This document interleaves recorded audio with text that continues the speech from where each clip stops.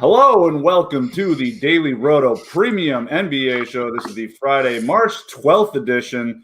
7-game slate tonight. Andrew Barron here, Christopher Pacheco here. Pacheco, this is our second live show, and you are already exhibiting diva behavior. What's going on, man? You all right? Well, listen. Nope. Lost in translation is that I actually got vaccinated today. So I got my COVID shot, and honestly, once I got back home and started working on NBA, I just forgot it. Like I literally forgot that I had to wake up early today to get this vaccine. So if anyone is wondering what type of day we're having, that's kind of where we're at right now. Yeah, it's been a bit of a rush, and you have switched your schedule from like sleeping 7 a.m. to 2 p.m. to 8 hours earlier in 2 days. So it's to be expected. It'll take a minute for us to get this this new situation ironed out perfectly, but I feel like we're gonna do fine, man. We're gonna do fine. You know who's not gonna do fine tonight? Who? The Houston Rockets.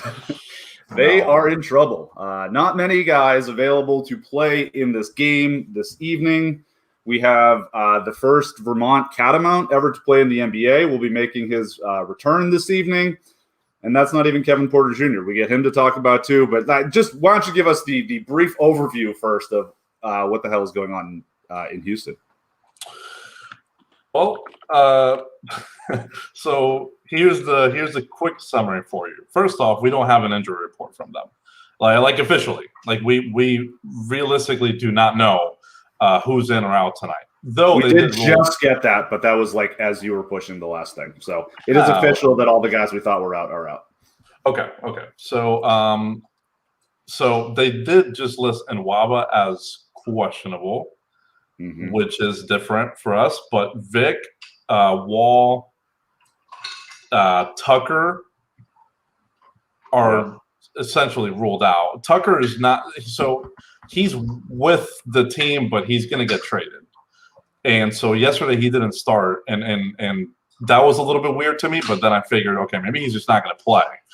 And so I made sure to note that on the alert. But I still projected him for minutes because, I mean, even the coach said that he was expecting him to play. Right. So the Rockets tonight are going to be without a lot of the guys that you typically see. Rody Kurtz isn't even going to be there, Kurtz, Exum, who they traded for and hasn't been able to play yet. He's not going to be able to give it a go either. So maybe Nwaba could give it a go. And, that way they could have, 9 guys tonight if he's able to give it a go. If he cannot, then that would be 8 guys that they'd have available tonight. That's one problem. The other problem that they have is that they are playing the Utah Jazz, who are just decimating bad teams. And I mean, forgive me for being, harsh. I hope this isn't too much, but the Houston Rockets this evening going to be a bad team, and they face a juggernaut here.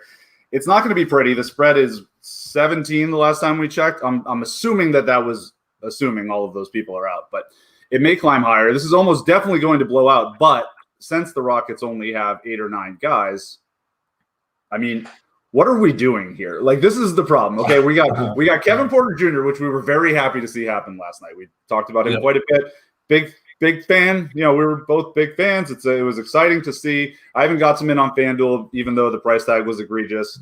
It was one of those people were excited to play him because the P own on him was 0.1% on FanDuel because the price tag was stupid, and he was 2% owned, which is huge. People were chomping at the bit to play him.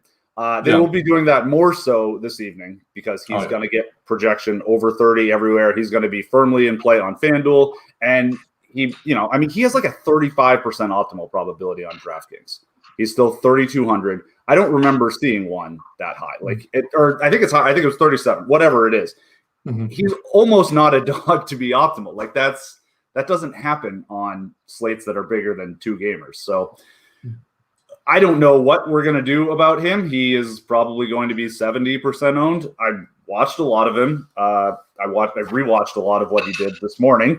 So I think he's a guy that you can fade in chalky spots for him in the future, but I don't know if tonight's the night.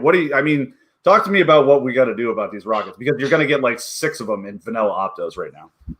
Yeah, by the way, so the Nwaba thing is fake news because I thought that he had surgery, and he didn't.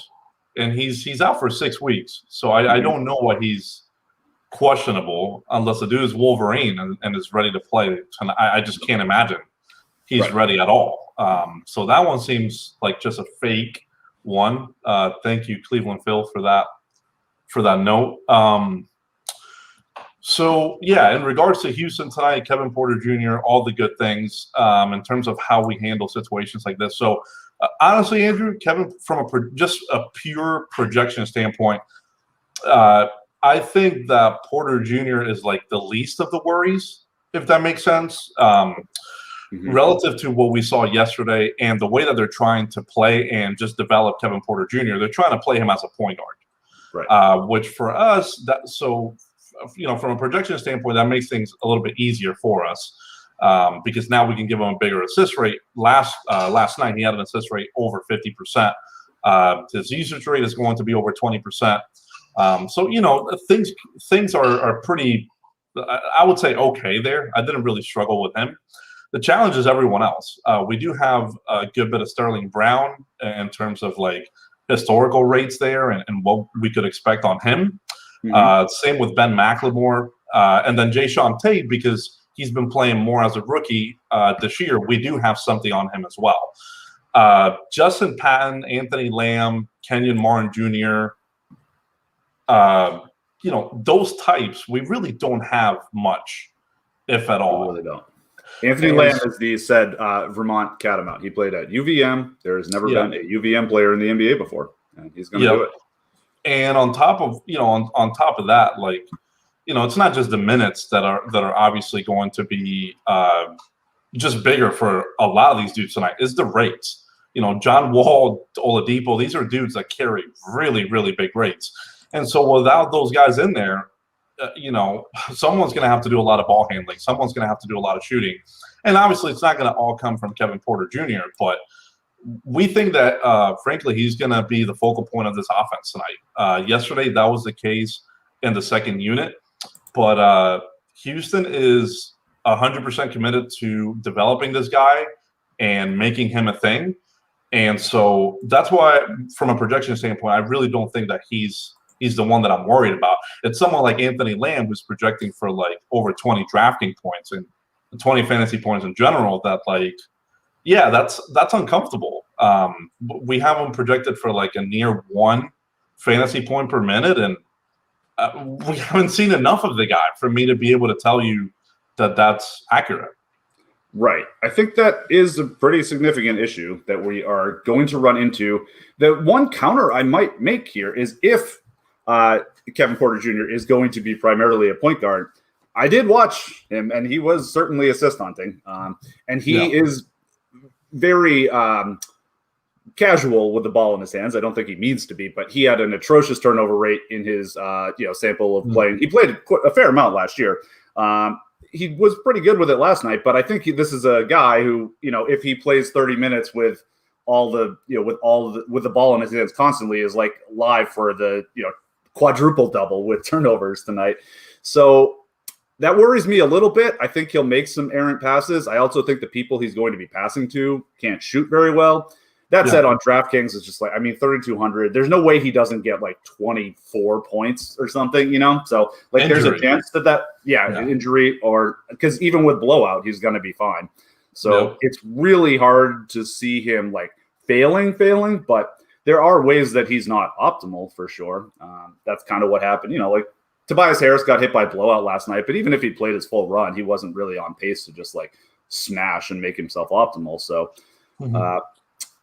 I don't know. This is me just playing devil's advocate. I really don't know what to say about Kevin Porter. I think the more interesting thing is like, how many Rockets are you willing to get away with, or are you willing to play? And then maybe the most useful thing for us would be like, which of these guys does get hurt in a blowout? Like, who do you think the guys that are not the end of the bench are? Like Ben McLemore, like he's a veteran. Would they pull him? In a blowout, probably, right. So, like anybody else like that stands out to you? Well, he's, by the way, they just came out. Kelly Iko came out with another kind of like a summary on Ben McLemore that they're trying to trade him as well. So that's not great. But our understanding is he's with the team. This isn't like a PJ Tucker situation. But to your point of guys that could get pulled in a blowout, I think he's a primary candidate. Sterling Brown potentially. Mm-hmm. They have Mason Jones and Anthony Lamb, right? Who played like only 13 minutes yesterday, but if a blowout happens, he's probably going to be out there. Kenyon Martin Jr. He played 32 minutes yesterday. He didn't even start. So like the G Leaguer types that are here to stay for a good bit, they're going to be completely blowout proof. And Kevin Porter Jr. is certainly one of those guys because. Remember, Andrew, it's not like they're trying to compete in this basketball game tonight. They are just looking at guys. And with Kevin Porter Jr., it's not just looking at him. It is actually playing him to get experience and develop him and make him a real player on this league. So someone like that is just not – I just think has no sort of blowout risk. Brown, McLemore – Tate. I think those guys, Tate maybe to an extent, but he's a rookie that they're also trying to develop. I wouldn't be worried too much about him. So there's only a couple guys, really, maybe 3 that you can put on that list that are like blowout risk. No, risky. I think that's right. Yeah, I think that's right. Tate, you could argue that they would eventually not pull him out of the game just because I think he's shown enough to be a part of. Well, it's not like they're attached to him, I don't think, but he's shown enough to be and he's young enough that maybe he could be part of the next wave of good Houston Rockets. They obviously have a lot of draft picks moving forward, but also they definitely want to see what they have with some of these young guys, and they will probably get extended run. But, do they want to see how Tate interacts with them? Probably. It might not be worthwhile against Utah. One thing notable about Utah is one of the reasons why I think I ended up being on them being so dominant before a lot of the public is because I generally use Cleaning the Glass, and they filter out garbage time. So when Utah was just steamrolling teams earlier, they were up so big that they were, pulling everyone with 8 minutes left in most games. So they were killing people there. And then Mia One and George Niang, they were getting killed in garbage time. So Utah ran really bad in garbage time. So their net rating actually ended up looking considerably worse. The net rating with their normal rotation was just completely dominant. So, hey, does Kevin Porter Jr. get even more run against the Utah scrubs who might not be that good? It's conceivable. I don't really know what to say here other than it's not even a situation where if I'm playing 3 Rockets, I want to bring it back with a Jazz member because I don't know that they're going to really get it done. I just don't know that there's the playing time upside, but we also would like confirmation on the starting lineup as well. Right? Do they sit people for Houston? And I mean, I guess for Utah as well. I mean, we're going to look at it anyway, but I think Utah, given the 130, is just ready to play their regular guys. But with Houston, I mean, they could go certainly. Multiple ways, but I think they're probably going to start Kevin Porter Jr., Sterling Brown, Tate, Patton, and then probably McLemore as well. But again, I would like confirmation. I don't think Anthony Lamb's going to start. I think Mason Jones. I mean, if they want to keep Kevin Porter Jr. Coming off the bench, they could just start Mason Jones. He started one game earlier this year, but they also were in a situation like this where they didn't have many bodies. They also just cut him, and that's why he's not showing up in the opto yet because we're having an issue with his player ID getting back in. I will fix that shortly after the show, but just FYI. So I thought people were saying that he wasn't on sites. He wasn't on DraftKings. Oh, is that it? Okay. Yeah, he's not on the sites. That makes me feel better that it's not my fault and that it is DraftKings' fault. Great. I mean, maybe at some point they include them. I'm hoping they do. Maybe I'm sure they will before the slate starts. But Yeah, I would be surprised if they do that for today. Generally, once they've released it, unless there's like a ton of time. But we'll see. We'll see. Mason Jones, potentially not in play because he's probably not on the sites. That's about all we can say about this game. You're gonna get some Houston guys. You're gonna get a lot of Houston guys. I'd be careful about playing 5 of them or 4 of them really, but it would be pretty shocking not to see 2 or 3 of them end up optimal this evening.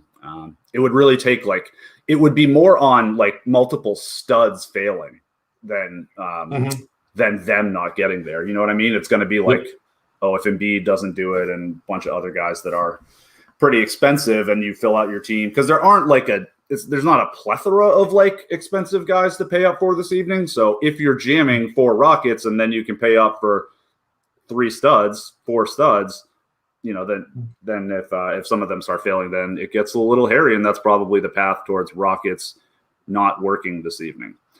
Go ahead. No, I was just gonna say, in terms of like, because I think people are gonna look at these projections and be like, this is, these are pretty extensive on dudes that we don't know about. One, I went through every player, so it's not that we are not making an effort, right, to project every individual accordingly. And 2, from a team level perspective, I just destroyed their team rates.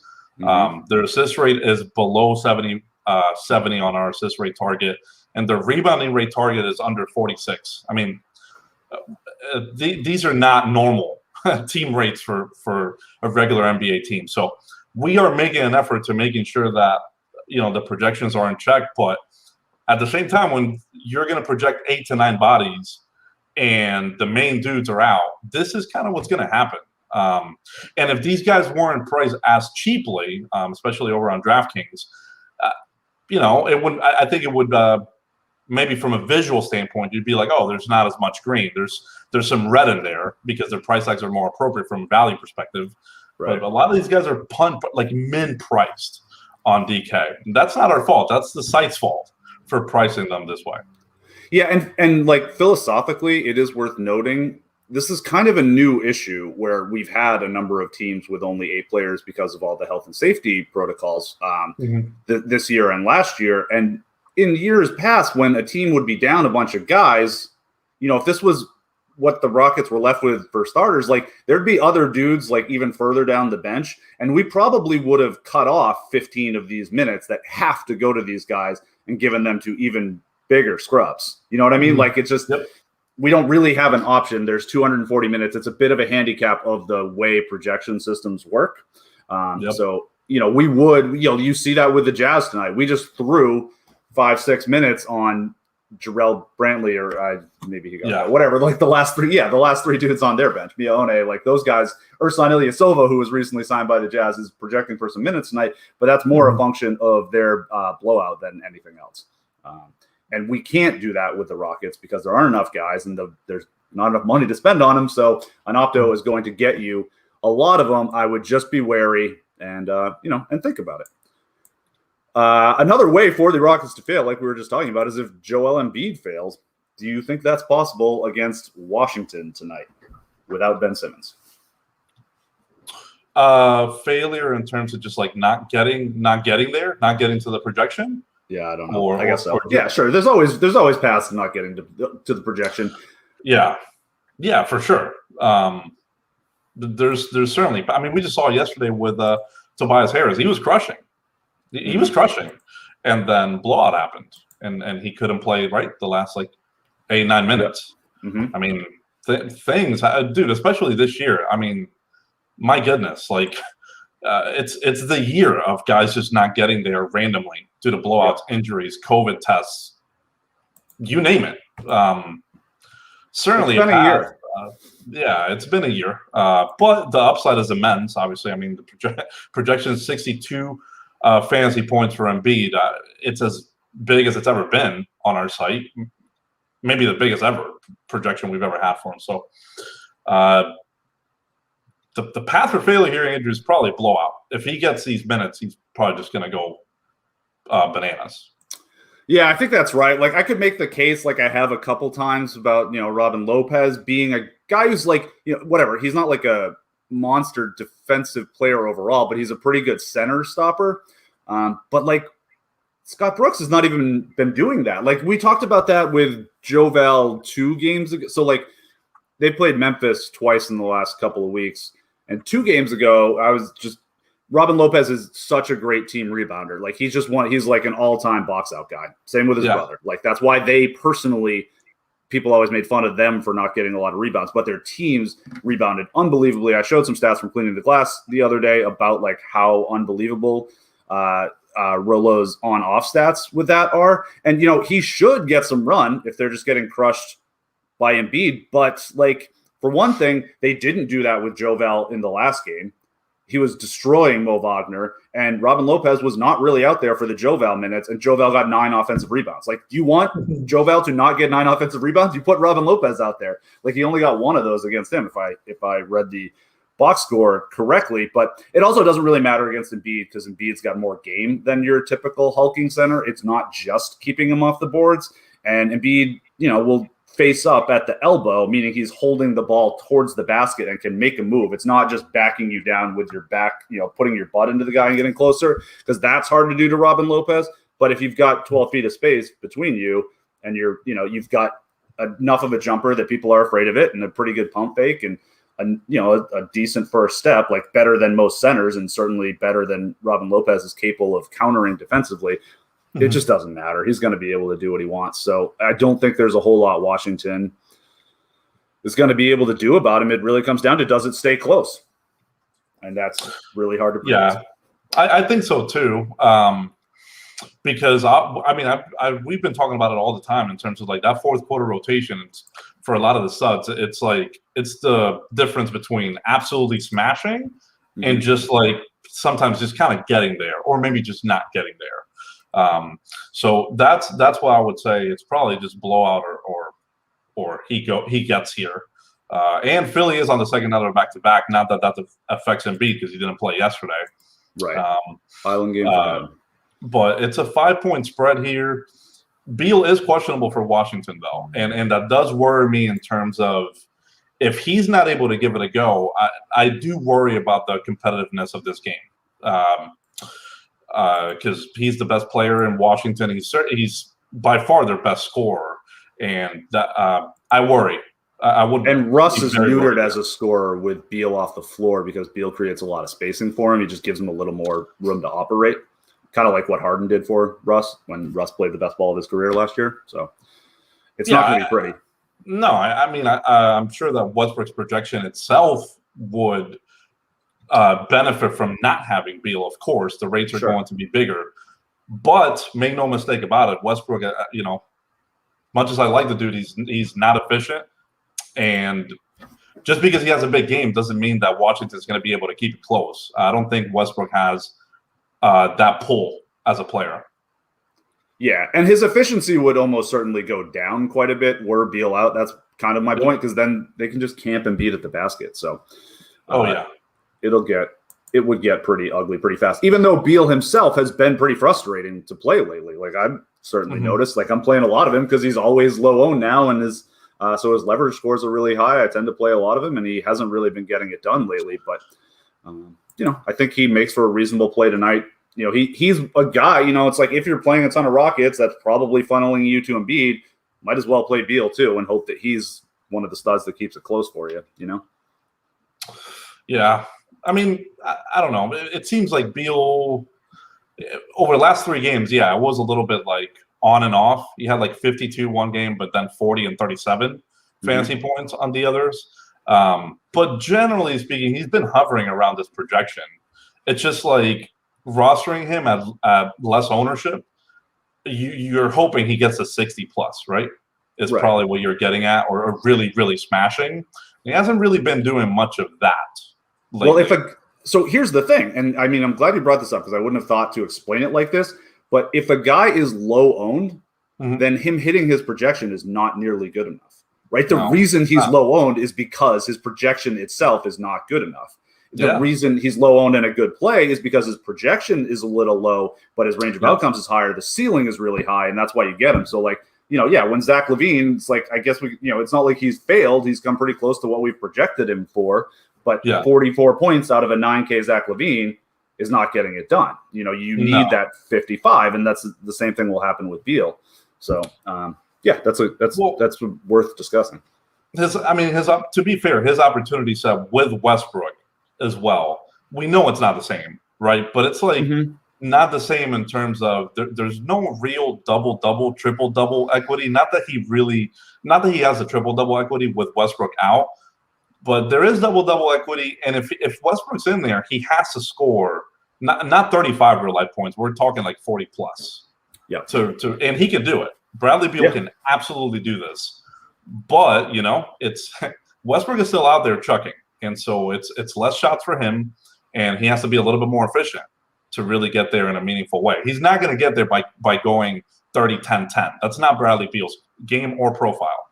No, and that makes it tough for him. He and Lillard and Levine himself, they're kind of similar, where it's like those guys need to score a bucket load of actual points because it's hard for them with the peripherals, and it's harder to get there with real points than it is with other things, especially when you're expensive, because real points, especially when you're a big scorer, tends to be pretty stable. It tends to be like not something that moves around so much. That's why shooting guard is historically like the most stable position in DFS. Okay, let's see here. Denver and Memphis. This slate, like from a DFS perspective, has been somewhat ruined by this Rocket stuff and the Orlando stuff we're going to talk about shortly. It's also like a really bad actual basketball slate. Like these games stink. There were a lot of really good games last night, and that segues into like the best game of the night by far is Denver and Memphis. I mean, it's kind of fun to watch. It'll be fun to watch if nothing else. There's some news with Denver. We potentially get JaMychal Green and Paul Millsap back. What is that going to do to their rotation, do you think? With those guys back, Mr. Michael Porter Jr. is certainly far from guaranteed of getting 30 plus minutes. I mean, that is certainly a thing for Michael Porter Jr. So I'm a little bit worried there, but we're kind of accounting for that. We have him projected for 20, like just shy of 30. We have him at 28, so nearly 29 minutes there. I think guys like Zeke Naji, the RJ Hamptons of the world, the dudes that have been filling in and playing like actual rotational minutes for this team, they're not going to be playing tonight as long as JaMychal and Paul Millsap can go out there. They still don't have Gary Harris, but they have Campazzo, they have Monte Morris, they also have PJ Dozier back. So Barnes can still kind of hover around 30 minutes. If he's playing well, he's going to play over 30. But again, not a guarantee. The more of these dudes that Malone has in his pocket, the more like options he has to close. So someone like PJ Dozier or Campazzo could very easily find themselves in the fourth quarter in closing in a game, which more times than not we're not going to be projecting that. And so guys like Barnes, Porter, those guys like that, they tend to take a hit if all of a sudden Monte Morris or Campazzo, or someone like that is closing. It's not going to be Jamal Murray or Jokic. Those guys are going to be out there, right? So it's typically the other guys that get affected by that. Yeah, agreed. It makes it hard to play many other dudes beyond that. One thing I would say is that I would have and maybe still do. I think he's enough of an athlete that I'm not really that worried about it. But this is a wild matchup for Ja Morant because this Denver rim protection defense is just like absolutely atrocious. So like that's a really good matchup. They allow the highest percentage of shots the highest field goal percentage at the rim, not the highest percentage of shots at the rim. They are somewhat of a decent deterrent. They've been worse at that lately. But now they get back JaMychal Green and Paul Millsap, who are the only semblances of rim protection on this team. So that's a little scarier for Ja. I feel like it means he's going to have to make some shots, or when he makes the pass out of the collapsing defense around the rim. And, if his floater game isn't going, then he's going to have the guys he's passing it to hit the shots. But I quite enjoyed the idea of Ja tonight. He's yeah. He makes for a solid tournament pivot because there are it's just there's massive chalk everywhere. Tobias Harris is going to be crazily owned again, especially on FanDuel, where I don't think FanDuel really changed their prices today. So, well, for Philadelphia, they did. Okay. They made some pretty big adjustments on like Tobias. Tobias is almost 8K over there. Seth Curry's over 5K. Like some adjustments like that. He's still projecting as the highest owned player on FanDuel for what it's worth, but that's also because like you just have so much money to go around because of all the Rockets. Mm-hmm. Yeah, I'm in agreement with you in terms of Ja. I really like him tonight, especially if we do get this ownership here. Sub 5% on FanDuel for. I mean, I don't know that you could call Ja a 1A stud. Right. No, it might be more like a 1C because he's typically not going to project for 40 plus fantasy points, but the upside is in with all there. those shooting guards, like I guess even a little below that, but like that Devin, like all those guys we had last night, like Devin Booker and SGA and Paul George, like it's just like right around that kind of range. But yeah, the only difference is that the only difference there is that his assist totals could get crazy, unlike shooting guards, right? But if he's having an efficient night from the floor, combining that with the assists, it's not a matter of hitting the projection. He blows it out of the water. He could get you 50 plus. So that's why I think you should be thinking of him as a stud, even if he hasn't gone there many times this year. I don't think that's very relevant to this discussion. I would play him with confidence tonight in one of the better game environments that we have. As you mentioned, a lot of these teams that we're going to talk about, it's not pretty, and including Memphis themselves, they are very, very full tonight, Andrew. I think they have pretty much everyone back except Jaren Jackson Jr. And we know what that is for Memphis. That is just trouble for pretty much everyone else, other than Ja. If he's thankfully he doesn't get hurt, or he's just not playing really well, maybe you'd see some weird stuff. But I don't think that's the case with Ja. I think he's pretty safe himself. Outside of that, Joe Val, I still think is a play. Tonight, I think it's more MME than anything for Joe Val. I think the center discussion, Andrew, and the slate is really going to be dominated by Joel Embiid and some of the other high-end centers. But I think Jokic is also a part of that discussion. And on FanDuel, what I would not do is play all the Rockets play all the Rockets and then Embiid as well. And this is also something you should probably avoid on DraftKings as well. You want to be different somewhere. You can't play all these dudes. Yep. Rockets and Embiid are going to be probably the most common. It's like the most common grouping tonight. So if you want to be different somewhere, Jokic gives you it's like so easy, in my opinion, to make that pivot. Upside is very similar to Embiid's when he's really going crazy. 80 burger is achievable for someone like him. He's a little bit more expensive on FanDuel, but that is also affecting his ownership, I think, in a meaningful way. So I think that's an easy pivot. No, I think that's right. What you were saying about Valanciunas, like he's someone that like I'm tempted to get in on, but the fact that there's Jokic and Embiid on the slate makes it really hard. I will say, like, it does seem that teams mostly will play a big against Jokic, which is not true necessarily of a lot of centers. Like, you don't want to play a big against Gobert because the guy's going to get played off the floor defensively. But against Jokic, like, they usually do put someone out there just to keep Jokic himself off the boards, I think, more than anything else.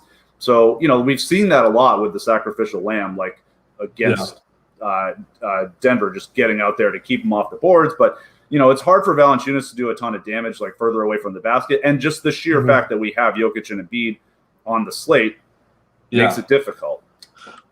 I honestly wish he was a little bit cheaper. Not that it matters in the slate, right, because of the Rockets' prices on DraftKings.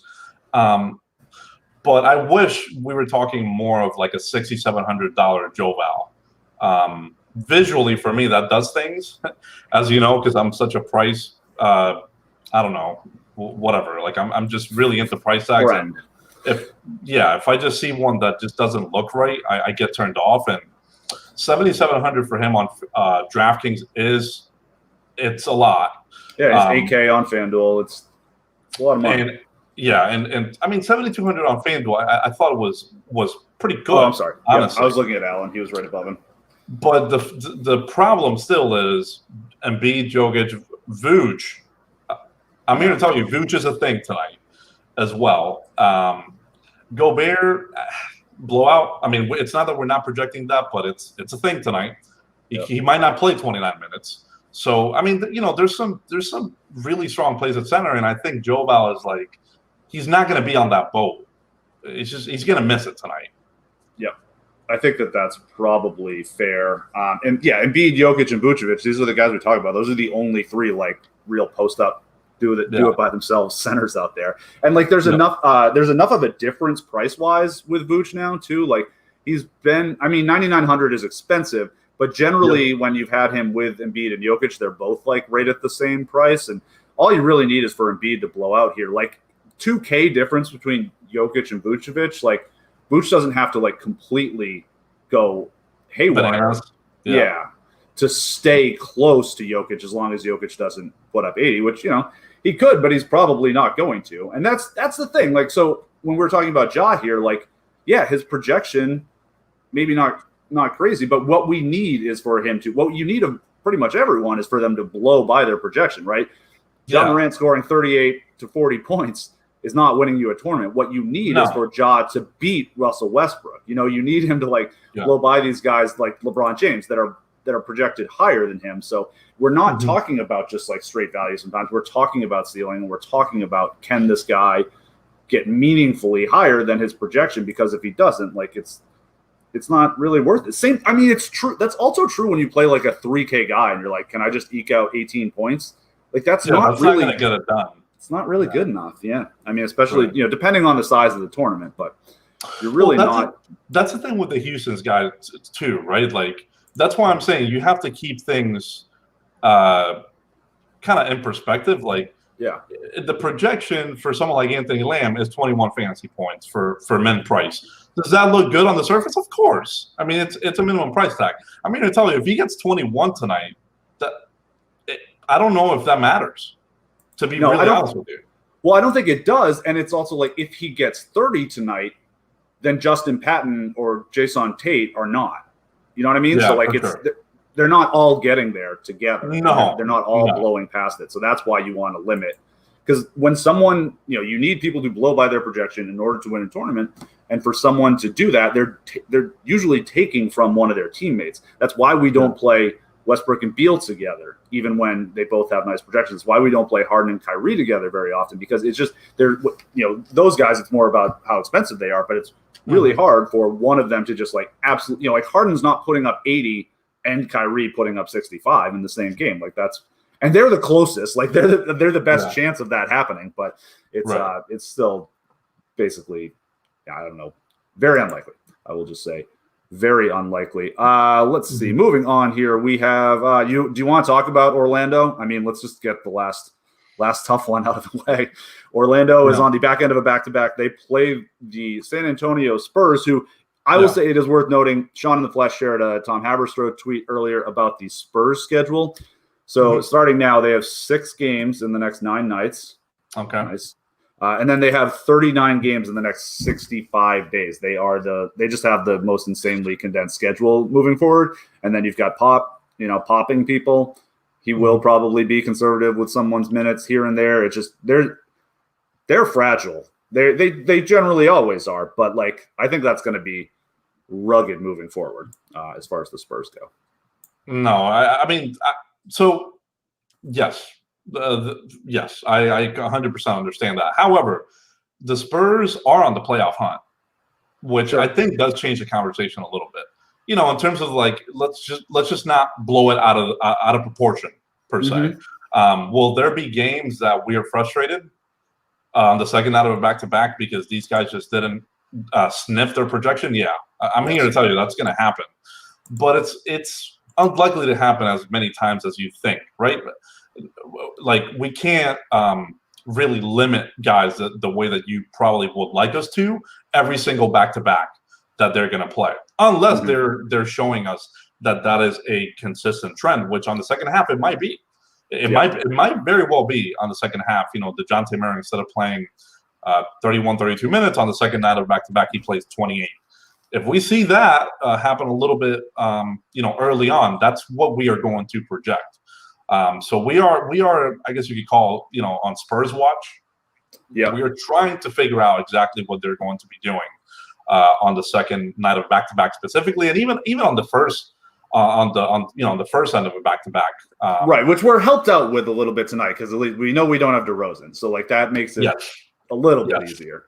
We're not as worried about it. It certainly does. And what I think what you can pretty much guarantee is if these guys are playing in a game that is not very competitive, and by that I mean like 16 to 20 points or above that. Mm-hmm. In the fourth quarter, you might see weird stuff with the Spurs moving forward. Because right now they're trying to conserve their guys for the next night, or if they're playing the second night of the back-to-back, now they're thinking of the next couple of nights that they're going to have to play again. So stuff like that, we are going to see if games are not competitive. So be ready. Certainly be ready for that. Should we talk Orlando here? Give it to me. Do you want me to? I have the list in front of me. If you just want, it's 25 names, so I can just give them to you. We got Cole Anthony, James Ennis, Evan Fournier, Markelle Fultz, Aaron Gordon, John Isaac, Kareem Maine, and Terrence Ross this evening.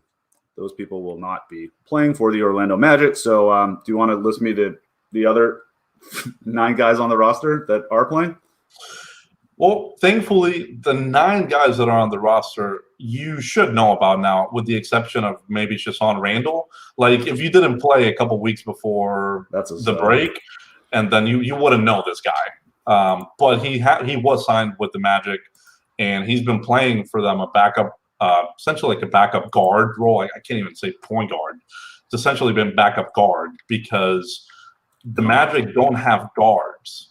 That is their essential problem. They do have enough bigs.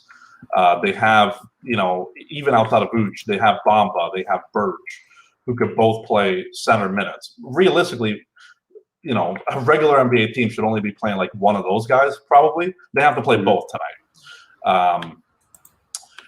They have Gary Clark, who's not really like a 2 or a 3. He's getting minutes there because they're so thin at the 2. They have Aminu, who has he's not going to play 2. He should probably not even play 3, but he's probably going to play some of that tonight, right? So with that said, they're playing guys out of position is essentially what I'm saying. Because they are so thin at very key positions, the guard being the very obvious one. The guards for the Magic tonight are Michael Carter-Williams, Dwayne Bacon, who's really their lone shooting guard, and then they have Shasson Randall, who should really be playing backup point guard, but will be playing shooting guard as well. They will also play some Gary Clark at the 2. But with Aaron Gordon out of the picture, we think Gary Clark is just going to start outright. So it's messy because now with no Ross and Fournier, those are players that had at least decent rates for us. And in Fournier and Ross's case, Ross has a pretty consistent usage rate. Fournier had a good, a strong usage rate coupled with a really good assist rate. For a shooting guard, we had him projected for 21.5% on the assist rate. Andrew, without those guys, it is a disaster, literal disaster. There is not enough guys to give all these rates to because Ken Birch, Gary Clark, Okiki, their rookie, these guys have a sub 13% usage rate. And outside of Okiki, they don't pass the ball either. So you are left with a Nikola Vucevic usage rate projection of 34%, which I know sounds insane, but that's where we're at. Yeah, it's ugly. It's ugly enough that we were talking, did Dwayne Bacon redeem himself last night by scoring 27 fantasy points or whatever? Dude, that was crazy. Yeah, it's just the wildest game he's ever had. He still did go 3 for 12 on 2s. And that includes getting to the line a number of times. So presumably he went for 6 for 6 from the line. So presumably he missed 3 more shots, which may have been 2s, which whatever. He got fouled on. That doesn't count against him. That I get it. But still, he was not able to finish those. So Yeah, the guy's just dreadfully inefficient, and he's going to pop tonight. So, and he has to. He has to pop because they have. I hate 9 this players. slate, man. I hate this slate. I hear you. But Bacon, he might go over 14 tonight, but he's going to shoot. Someone has to shoot. I mean, it can't all be Vooch and Michael Carter-Williams. I mean, listen, there are people complaining when we were projecting Michael Carter-Williams for like a 20% usage rate. He's at 23.5, and I'm telling you, there is upside beyond that. Yeah, it really is. It's really crazy to sit here and tell you these things on a camera and not laugh, but this is the reality of the Magic tonight. And I know it's the second night of a back-to-back, but again, they only have 9 guys, so unless someone else can play that we don't know about, this is their current reality. Mm-hmm. It truly is. Kevin Love's probably going to play tonight. Taurean Prince is not.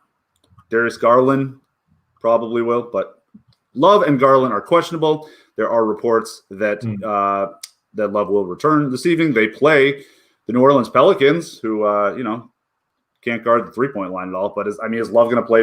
I haven't heard a minutes limit thing. I'm sure there is one. Do we see him playing much more than 20 minutes? Probably not, right? Probably not. I mean, could he play like 24, 25? I guess maybe. Sure. But yeah, they also have Cleveland is the exact opposite of Orlando, right, Andrew? In terms of now we have too many dudes. Now they're Memphis, essentially. Right. They just don't have guards, so they are kind of like the Magic from that perspective. They have to play Yeti at the 2, because if not, then it's Sexton and Garland playing all of the guard minutes. And that's certainly something I want to touch on the Sexton and Garland minutes. If Garland can play, because there are times that these dudes just play 40 minutes. And the thing with them is they routinely have that upside moving forward because they don't, again, Cleveland just doesn't really have the guards to help. They did sign Quinn Cook. So if Garland can't give it a go, Cook probably plays. But we're projecting 11, 12 guys already for Cleveland. So it's tough. I think there's only a couple of guys that I can, kind of circle on this team that have minutes upside in the mid-30s at the very least, and maybe 1 or 2 that have consistent high 30s or maybe 40s minutes. That's it. Cleveland out is a completely different story. They don't have 8 to 9 guys. They have about 12 to 13, and I think it has the potential to be quite messy tonight. No, I think that's true, and it's funny that Kevin Love, somewhat similarly to Blake Griffin, he's a bit different, but and even LaMarcus Aldridge a little bit too. Were thought of as these sort of modern 4s relatively recently. Right, they were the new wave of what a power forward is in the league, and they were the type that everyone was going for. Chris Bosh was probably the first one to get really famous for that role. That position, what those guys do, is already obsolete because because they just don't have anyone to defend. Those guys specifically just aren't athletic enough, or Blake was certainly athletic enough in his prime, but just he has a very short wingspan, so never had the length to be any good at rim protection. And Love is just not particularly athletic. So these guys that can't protect the rim at all, you don't want to play at 5. And now there are no power forwards on the wings. So they can't guard people on the wings. You don't want those guys chasing around, Draymond Green or something like that. So they just don't have any place to be anymore, which is tough for them. But Kevin Love he provides some shooting, which should be nice. New Orleans is the nut matchup for long range shooters. They are giving up the second most wide open threes to Charlotte, which has been discussed a fair amount, and also people are just draining them on them. Cleveland is actually the only team giving up a worse percentage on threes, so they're not having a good run of it. By the way, are you so just wanted to mention that I am a little bit slightly concerned, not too concerned, but because Jared Allen is obviously someone that they're trying to play, actively trying to play and stuff. Probably gets a contract from them in the offseason, et cetera, et cetera. But now Cleveland does have Nance and Love back, although Love, I don't think he plays a lot tonight, but like they have enough guys where Allen just probably doesn't have like the 34, 35-minute upside routinely. Does that strike you as something that is accurate, or am I just exaggerating on that point? I wanted to tee you up there. That's interesting because he stood out to me as someone that possibly is in that center conversation on FanDuel because he has displayed that 60-point upside. And if he scores 60, at 8K, like that is pretty rugged, even if they score into the 70s for Jokic or Embiid to like outpace from an optimal perspective, unless we get a million rockets going off and whatever. If he scores 60, that's pretty likely to be the optimal thing. But so that's enough of a concern for you to take him out of that conversation? Steven Adams is another one of those guys that's like amazing at keeping his own man off of the glass, like that Lopez thing. And then they've got Zion too, which doesn't help. So okay. So what's the, are you talking about a 60 burger for Jared Allen tonight? Is that what you're asking me? I think that's what you need to beat both Embiid and Jokic. No. But is it like, obviously you're taking obviously that's a long shot, but are you putting that out of the, do you think that is better than like 10% probability? Because his ownership is going to be very low. Better than 10% to hit 60? Yeah. I'm going to go with no. Okay. And honestly, it's not because these guys are back. Although, okay, maybe that does have something to do with it on the minute side. But in order for Allen to get to 60, it's a lot, right? Because it's not that he doesn't get the ball like he's not going to get the ball like Embiid and Jokic does, right? But I really shouldn't make that comparison because they're completely different players. Sure. But without him having the ball as much as even someone like Joe Val, that 60 burger is going to be very, very challenging. It's going to be very, very challenging. You essentially need him to 20-20, right? And then hit some stocks and stuff because it's not like he's going to assist a whole lot against the front court of Zion and Steven Adams, which may not be very good defensively, but boy is it good rebounding. Yeah, 20. Like I think 20-10 and some stocks is reasonable. 20-20 is I just don't see it in this one. And I don't think 20-10 and 4 stocks is doing it for you. So when you've got Embiid and Jokic out there, it's really tough. And then Vucevic, we've got a lot of, I just think, and there's not as many studs elsewhere to pay up for. There's no Giannis and no Luka. So I don't know. It seems like paying up for center is something that's sort of dumb not to do, especially since we have a pretty good pivot there anyway in Jokic. Yeah, man. But I guess I see your point on the ownership. It is as small as it gets. Like on 2.5%. Yeah. So, but I think that when I see ownership like that, I kind of do like something in my head in terms of like, I want to like in any way possible get this guy there. But my reasoning takes over. Hard to find. Like, I don't know. Yeah, I don't know. It's the same with. It's honestly kind of the same with Rudy tonight to an extent. It's Rudy and JA are kind of similar in terms of like they don't have the ball in their hands much. It's not, what I mean. It's not like Embiid at the top of the key, doing stuff. Agreed. Yeah, it's not pretty. On the New Orleans side, do we like this? I kind of do. As a bounce back for some of the Pelicans players, they got housed by Minnesota last night, which is ugly. But Cleveland is also in that bottom tier. Like OKC tried. They really tried. They wanted to be the worst team, and Houston, Minnesota, and Cleveland have said we will not allow you to do that. But New Orleans got killed by Minnesota last night. So do we think? I think it's a pretty strong bounce back spot for them. It's great Zion rebounding, like the old centers against Brooklyn thing, Jared Allen was that guy. He was that reason. He was the reason you got all those offensive rebounds. Like Zion should be able to feast there. He'll have the ball in his hands. And the New Orleans shot like 18% from three last night. They're not an amazing three-point shooting team, but they're a 35% three-point shooting team.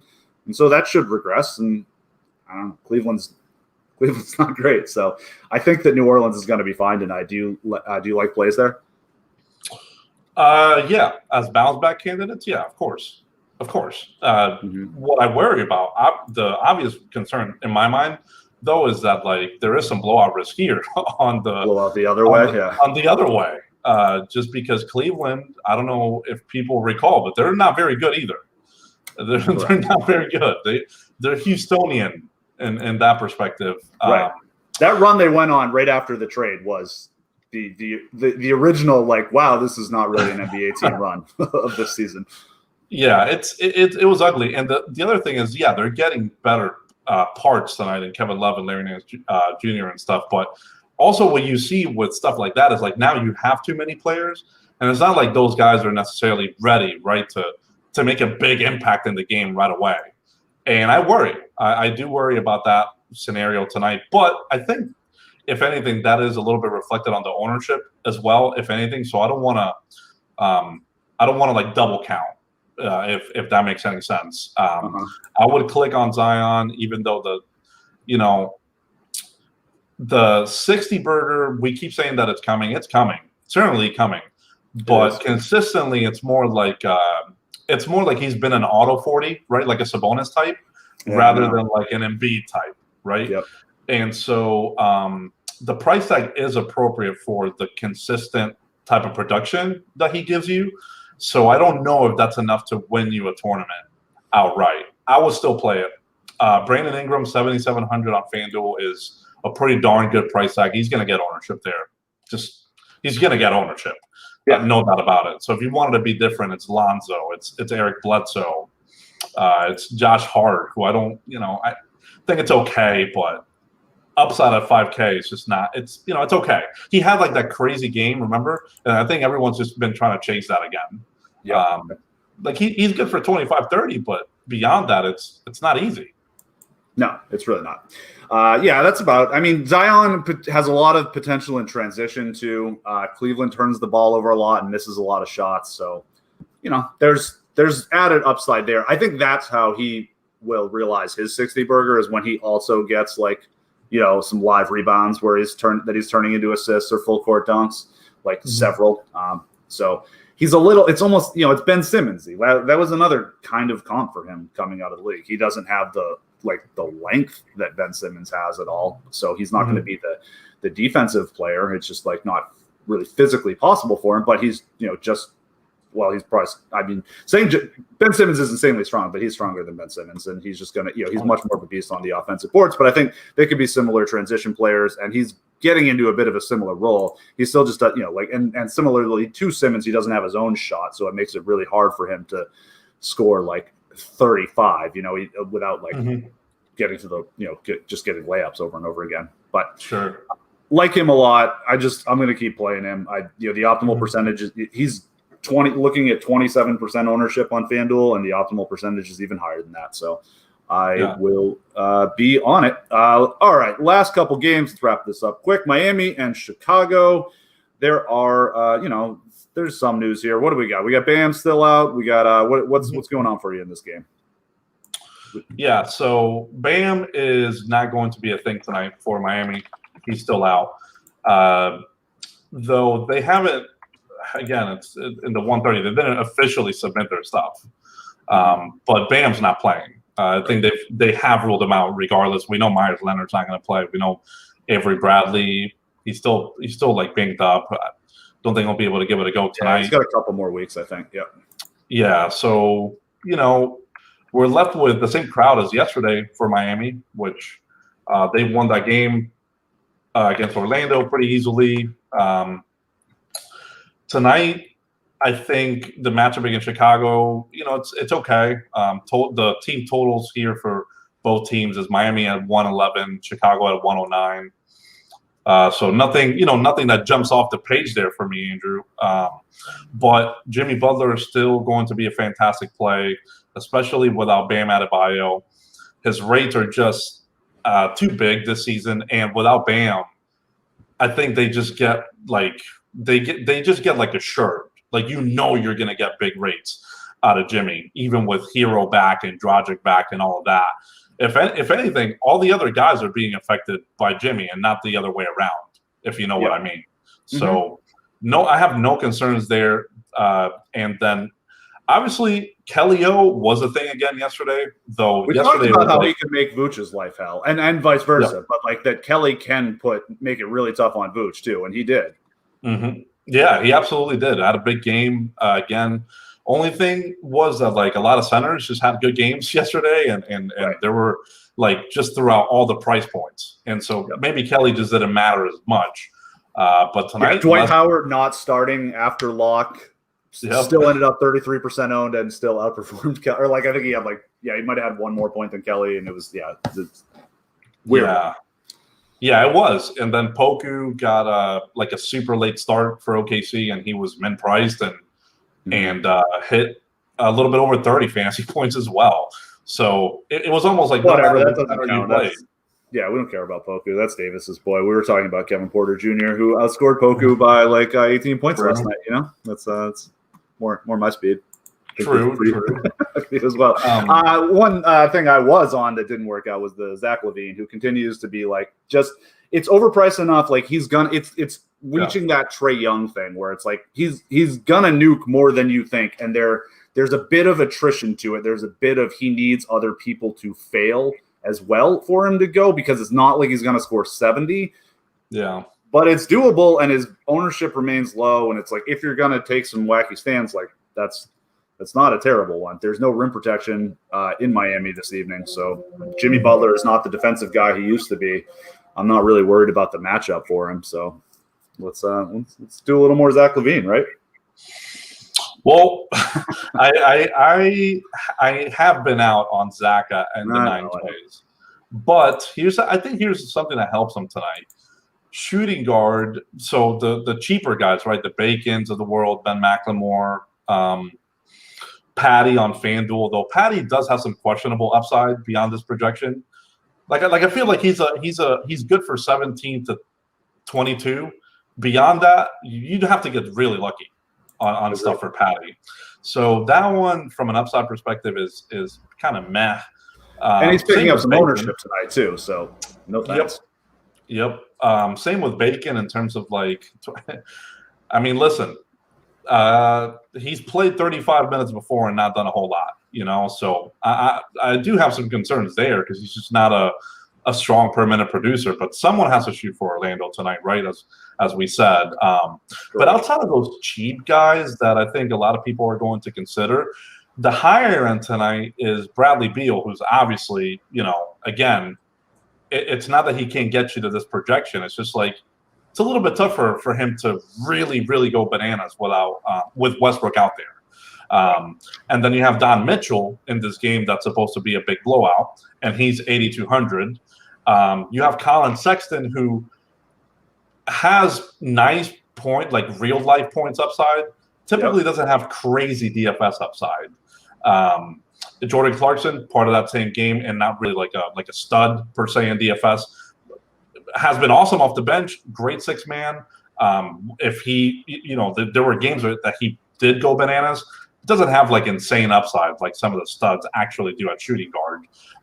The higher end of shooting guard tonight, Andrew, is not as strong as it has been on bigger slates. And tonight is only 7 games, so I think that does help Zach some. But if I was to make a couple of lineups or whatever, he would not make my cut because of the price tag. Okay. See, he would for me, just I think it's aggressive enough, and he's the only guy. Him and Jokic are the only lower owned, very expensive guys tonight, and Jokic is over $2,000 more. And it's are you afraid? Can Zach beat LeBron? Absolutely. Low, there's a low variance guy. LeBron isn't necessarily. He's a guy who commonly will get to his projection and not much more. Will LeBron score 48 tonight and Zach scores, Zach beats that, whatever. And Zach is also 1,500 cheaper. He can definitely beat LeBron. Can he beat Beal? Yep. Can he beat Westbrook? Yep. Those guys are both a little fragile in their own projections where it's if they both have it going, they're not going way above it. And then it's Embiid, no, probably not unless there's a blowout. But you can afford multiple studs. So if if 3 of these guys just like hit their projection or go below, which is not out of the question because a lot of them are in really big blowout spots, I think the path is actually a little more open for Zach than it has been the last few nights where like last night where we had like PG and SGA and Booker and like all these guys. He really had to score 60 to blow out multiple of those guys by the dozen he would need to at his $2,000 more. Right. No, and that's the good thing. That's kind of what I was saying in terms of like 7 games, and then the upper echelon of shooting guards, and as you mentioned, some of the other positions, I think are a little bit more fragile tonight due to some of the game environments and some of the situations that are happening. Yep. I just don't like the price tag, and I've been such a stickler with him on that. Yeah. No, I think that's fair. But, Butler also will be one of the highest owned plays. Decent correlative play there. That protects you from blowout a little bit. Sure. It's all right. And then the last game of the evening is the Indiana Pacers and Los Angeles Lakers. Really boring game. Like down to all the yellow, I don't care. You got anything here? The Lakers have been really bad lately. I guess LeVert comes back tomorrow. That's the most exciting thing we got here. I mean, so LeVert comes back tomorrow for Indiana, and then so LeBron is back for the Lakers. He didn't play in that game, like right before we went on break. Yeah. So we certainly have to fix a lot of the Lakers stuff because he clearly makes such a big impact on their team rates. But that's all been fixed. For Indiana tonight, I do think Brogdon has a really interesting FanDuel price tag. It's going to get owned though. Sabonis is now under 9K on FanDuel, which is nice. Sabonis is another one of those guys that I'm a stickler when it comes to his tag relative to his upside. So I do like that it's coming down a little bit. But okay, so Sabonis at 8,900 and 31% ownership versus Zach LaVine at $500 more and 6% ownership. I mean, that's pretty easy for me. Yeah. I'm kind of there with you. All right, great. No, there's no problem with that one specifically, especially with Sabonis getting this much ownership. Yeah, I think it's a really solid point. But Brogdon is going to get ownership because he's 6,600, and that is too cheap of a tag for him. But he's also been one of those guys that has been pretty consistently in the 30s and 40s, and beyond that is kind of where he typically gets stuck.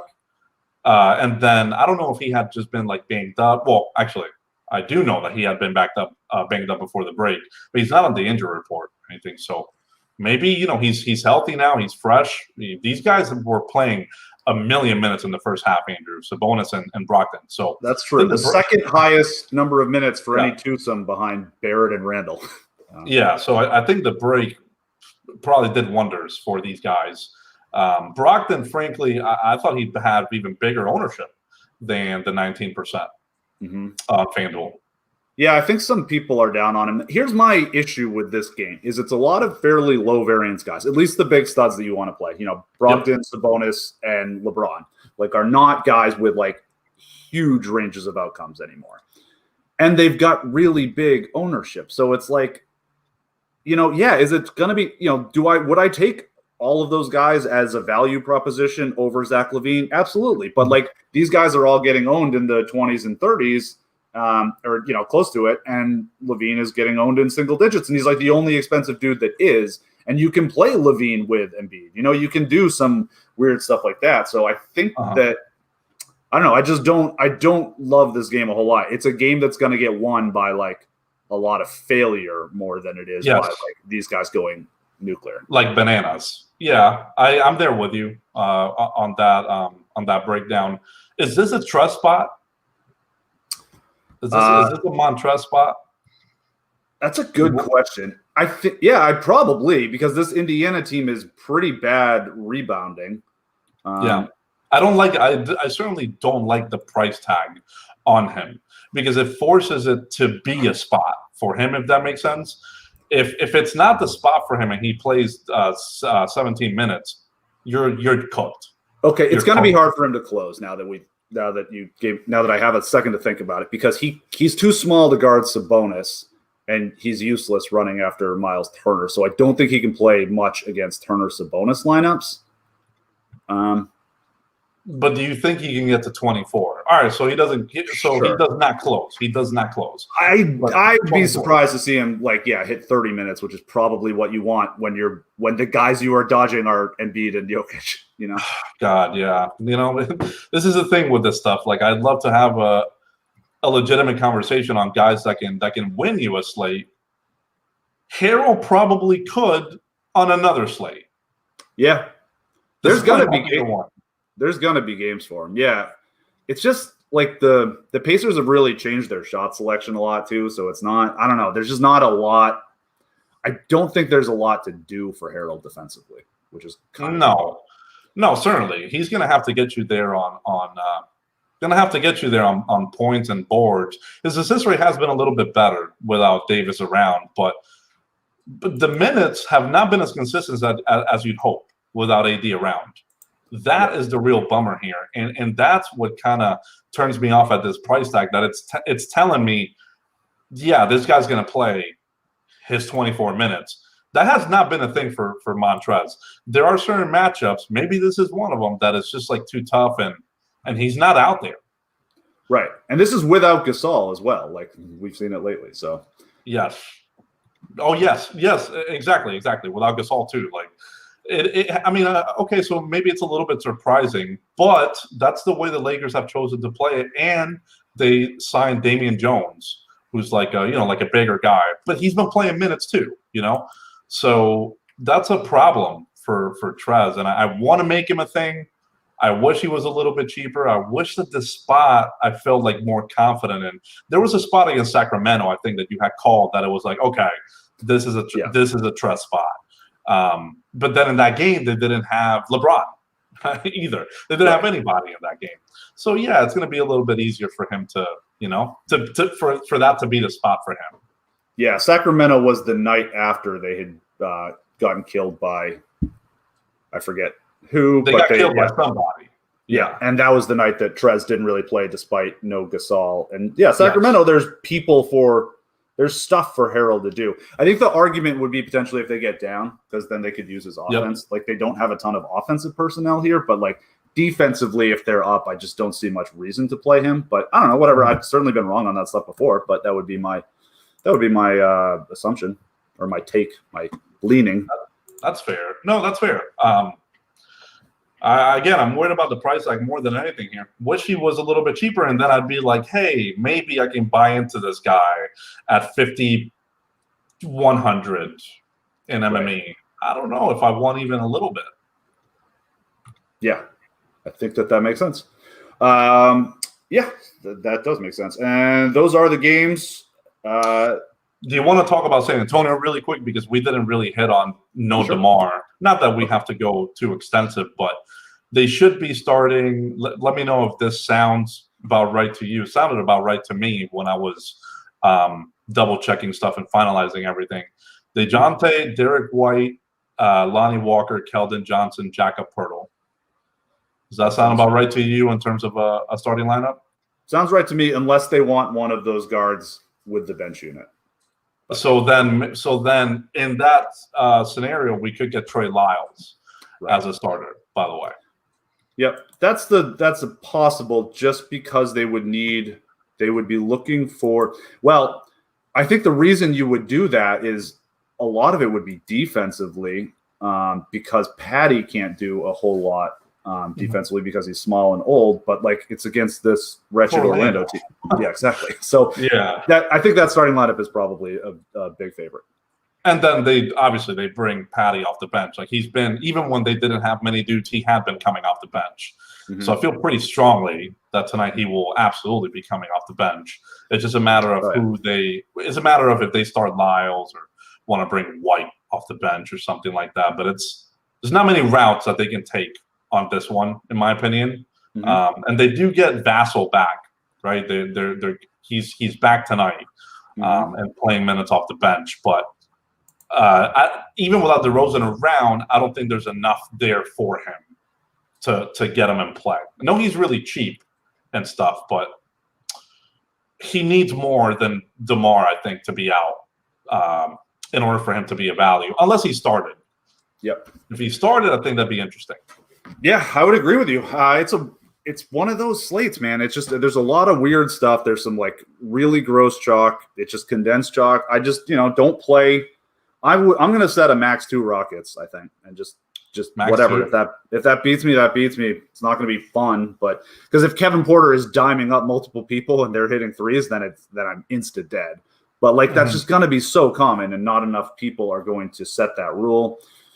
That I'm going to try to get off it. I will play a lot of Jokic as a potential pivot. I'm going to play a lot of Pelicans. Phil just brought up a good point about, Lonzo against the Cavs. The Cavs just gave up the triple-double steals to TJ McConnell. We did mention how much the Cavs turned the ball over. I like that for, Zion's transition. But, there's a lot of Pels that are in play. I think they are reasonable pivots. They're just not getting, like, insane ownership. And then who was the other? Oh, and then whatever. I don't need to talk about Zach LaVine anymore. That's where I would like to get weird tonight. Those are my unlikely to work, but more likely to work than their ownership all-stars. Yeah. By the way, I know I harp so much on the price thing, but also keep in mind that that's I think I had mentioned it to someone before. Like that type of thinking can be limiting sometimes as well, and you have to understand your own context and the way that you want to play things. And the reality for me is that now I don't MME. Certainly, I don't do it as often as I used to. Right. And to be very honest, I haven't MME'd once this year. Have not had the opportunity once. So if it came down right to making a few lineups, and the fact that I'm so price sensitive, I do miss on guys like on Zach that do go bonkers in a game and then win you a tournament, and he's not in my lineup. So just want to it's like take that with for what it is. It's not the gospel. And no, that makes sense because you can play like Ja Morant and Nikola Jokic in a single entry, and those are your 2 weird spots, and that's enough to not. You don't have to get stupid at every position. So the point is well taken. Right. And then so the Houston dudes, because you just mentioned Max 2. This is again, it's important to give people the context. You play on FanDuel. Yes. And on FanDuel, I honestly think that there is, you would agree with this, and please correct me if I'm wrong, there's less of a need to get so cheap so often. Money doesn't matter there. It just doesn't matter as often. So, yes, you don't have to force in Anthony Lamb and some of these dudes that you just – first off, we don't know much about them. And second off, you don't even really need them as much. And the nights you would want to do it are when you're playing like 3 studs, and it's like they're just those guys aren't there. It's like, okay, do you really want to play like Jokic and Beal and Westbrook? You can't play Jokic and Embiid. You can't, there's no Harden and Luka and Giannis to also squeeze into that lineup. So you're not trying to reach for the let me get 3 70-point performances in this lineup. So the money is even less important for the cheap guys. Yeah, I really do think that context is really important because on DraftKings, it's kind of a different story in terms of the money really matters there. Yeah, money does matter. And then often what happens on DraftKings is like, the Joe Vals of the world, Sabonis, Zach. I mean, Zach, he's 9,600 on DraftKings. You know what I'm saying? I play on DraftKings mostly exclusively. Barely have any time to play on FanDuel. So, yeah, someone like Zach is really difficult for me to wrap my head around and fit on DraftKings. You could do it with 3 Rockets tonight, though. You could do it with 3 Rockets. That's how you get weird. It's like, okay, I've got 3 Rockets. That's chalky. That's kind of dumb. But, it gives me enough money that I can make a suboptimal play at low ownership somewhere else, and Zach is in the right. In the you would prefer Morant and Jokic, and I think I would too, but Zach is another guy there. Well, so then you also have Jared Allen, super expensive. He's actually more expensive on DraftKings than on FanDuel, 8,600. What I'm getting at here is a lot of these guys on DraftKings that I just wish they were like 1,000 or 1,500 cheaper so that they can get into more of a playable pool. What ends up happening mostly on DraftKings is you want to pair the really cheap Rockets with the studs, with the actual studs of the slate. It's like there's no balance, if that makes any sense. So yeah, most of the people are going to run into the same lineups because of that. So on DraftKings, Andrew, I think it's a little bit tougher to make the max 2 potentially work on Houston, though Kevin Porter is so cheap, and then you just go into, you get another 3K guy on Houston, and all of a sudden you might be able to make it work. But you have to play around with this stuff. You know what I mean? It's not, for one site it's one thing, for the other site it is often a very, very different context altogether. Absolutely. And once you've made a weird move, or 2 or 3, let's be honest, probably 3, depending on the size of your thing. But once you've made 3 moves, you don't have to keep being a psycho. It's not like I'm going to make lineups with 0 Rockets and Ja Morant and Jokic and Zach LaVine. Like that's just kind of insane. Right. But I'm going to make some weird ones because you got to get. And just like yesterday, yesterday we had the show talking about Tobias and how that felt like it was a slate. Yeah. And so here's the good and the bad thing about guys that are super, super crazy chalk. The bad thing is it's really obvious, like someone like Embiid and Kevin Porter and stuff like that. It's pretty darn obvious tonight. And like, do more times than not, do they probably find themselves in the winning tournament lineup? Yeah, probably. On a slate like this, probably. Especially someone like Kevin Porter Jr. That's just like an egregious mistake on DraftKings specifically. Yeah. He probably will end up in the actual tournament winning lineup, but that is more a function of how many damn lineups he's going to be in than it is. 100%. He probably will not be in the theoretical nuts. Yeah, that makes sense. But with stuff like that, it gets really condensed, and you're like, okay, maybe I'm just backed into it. And tonight is a little bit different than yesterday with Philadelphia and Tobias, because it's like if one team just goes down, right, in Philadelphia, your bank chances all of a sudden just improve. Mm-hmm. If you just said yesterday, you know what, Philadelphia is too chalky for me tonight, I'm going to X all of them out. I know that sounds really crazy, but all of a sudden, if they really don't get there, your bank chances just improved dramatically. Yeah. Which they probably won't, and you can make cool lineups and like other weird stuff. Like we saw Kaiser came in like 5th and 8th in the mega lotto on FanDuel last night with Tobias Harris in his lineup. Those were really good lineups. And I think he was frustrated because it was like, my goodness, he was already doing so well. If I just get Toby in there for the 4th quarter, I probably end up winning. Right. But that's the thing. If you have the highest, dude, it's tough to win those lottos, and that's what I'm saying. Like sometimes, we often have these conversations on the show or on the podcast where it's like we are almost telling you to go against the grain and against the chalk a little bit, but understand that it comes down to what you're trying to do. If you're just trying to pad your bankroll and play safe, dude. It's really easy nowadays to know who the chalk is going to be, who the best plays are. If you're trying to bank and just win a tournament outright, you're going to have to listen to this commentary, get a little bit crazy on certain spots. Tonight, you can optimize on P-own if you want to just make the best lineups, like the lineups with the best plays. Like, go ahead, that's fine. I think the crazy part about the conversation that we're having, though, is that sometimes it gets lost in the shuffle that the craziest thing that you'll do is instead of playing Embiid, you're playing Jokic. Instead of playing Westbrook or another high-end guard, you're playing Ja Morant. These aren't – I'm not telling you – that's not crazy. Exactly. And sometimes that is enough to be different in a slate and win the tournament. Not saying that that's going to be the case tonight, but those are often the type of conversations that we're going to try to have to end the show. Because, it would be ridiculously boring for me to sit here and tell you, play Joel Embiid, who's the top projected player on the slate. You can get that analysis pretty much anywhere. Right. If you ran this slate, the way that their optimal probabilities work out, if you ran this slate 8 times, Embiid would beat Jokic 5 of them, and Jokic would beat Embiid 3 of them. So, and same thing with Vooch, right? Like Vooch has a less chance with those guys because of his projection, et cetera, et cetera.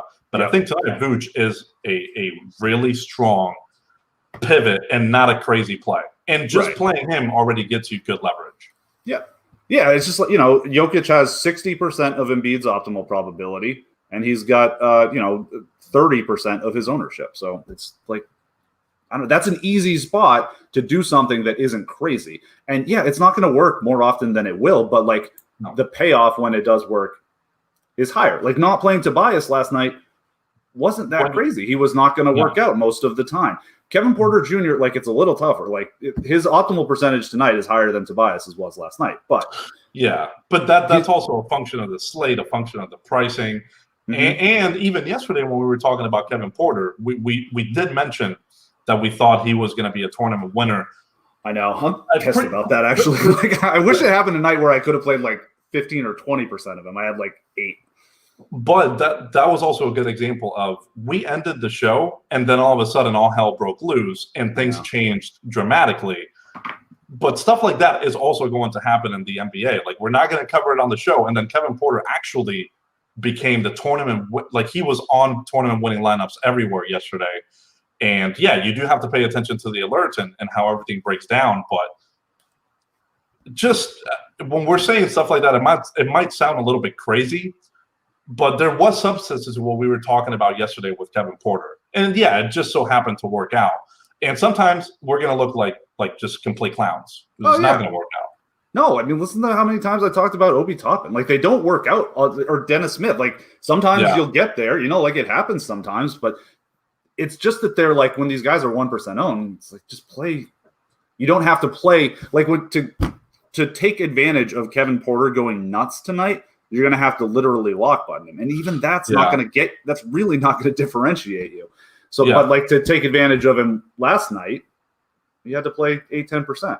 Not as true on DraftKings. He did end up being popular there because of late swap and he was min price. But on FanDuel, he was still pretty expensive. So, I don't know. Stuff to think about. Speaking of all hell breaking loose, you want to get out of here before it does, so we can eat lunch? Probably. By the way, today is 8:00 Eastern lock time. So we're running this until like 4:40, but just letting everyone know, we typically do alerts at 5:30. Today's probably going to be 6 because we get 2 hours before lock when we get here at 6. And that's what we're going to tell Colin when he asks why our show is this long again. That's right. That's right. All right, everyone. Well, best of luck to you this evening. Thanks for tuning in and happy. Oh yeah, so it's Friday. Days are discombobulated. Happy weekend. We'll talk to you all on Monday.